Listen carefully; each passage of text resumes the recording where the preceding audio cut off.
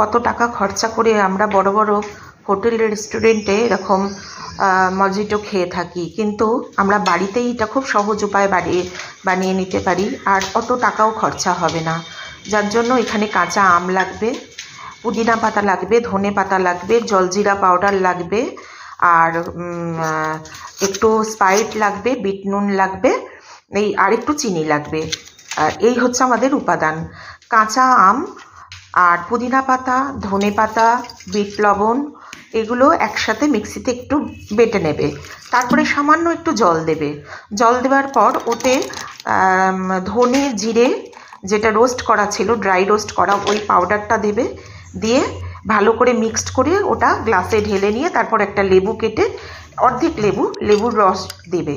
আর তার সাথে তো ওই পাউডারটা বললাম, ধনে আর জিরে গুঁড়ো, আর তার সাথে জল জিরা দিতে হবে একটু। এবার স্প্রাইটটা ঢেলে নাও। স্প্রাইটটা ঢেলে নিয়ে তারপর আবার একটু দেখবে স্প্রাইটটা দিতে ফেনাটা উপরে একদম উতলিয়ে পড়বে।